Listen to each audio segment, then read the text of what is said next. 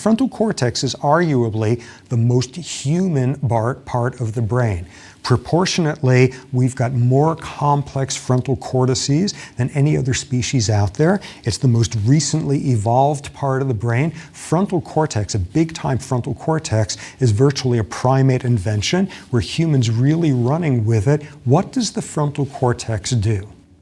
All sorts of complicated things, regulating executive behaviors and strategizing on the very simplest level. What does the frontal cortex do?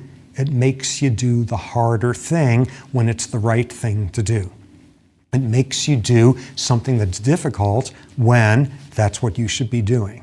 The frontal cortex, okay, you want some terrible, utterly inapplicable metaphor. Frontal cortex is the nearest thing we've got to a superego, the nearest thing to a part of the brain saying, I wouldn't do that if I were you. You were going to regret it. The frontal cortex has this role manifest in all sorts of domains.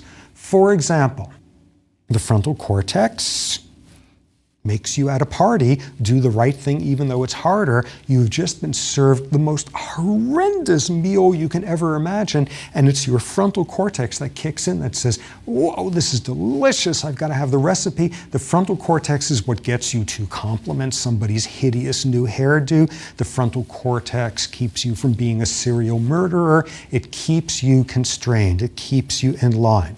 The frontal cortex is also something that kicks in a very dramatic way during early development. Most of us way back when had to suddenly get a lot of frontal function when we learned to be toilet trained. And that is something that soon moved from frontal executive control to implicit pathways. Most of us don't have to think consciously anymore about being toilet trained, but early on, that was one of the big initial frontal tasks that we had to master. Okay, so frontal cortex, all sorts of fascinating other features of it. And as just became clear, part of development, child development, is your frontal cortex maturing.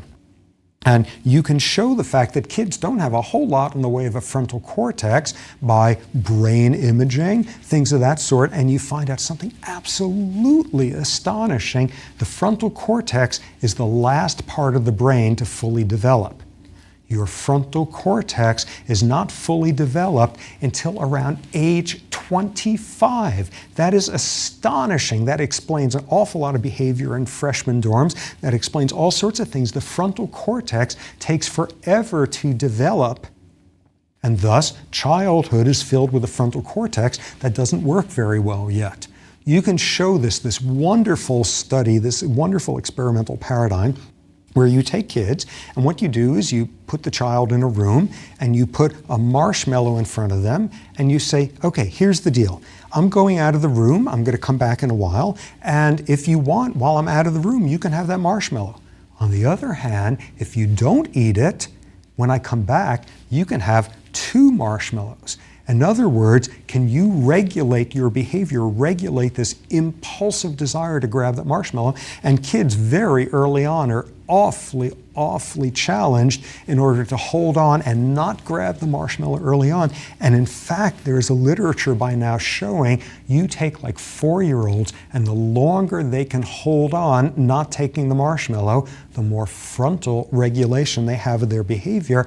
And that is in part predictive of things like SAT scores a decade later in high school. This is the mark of a frontal cortex that is developing in a very impressive manner.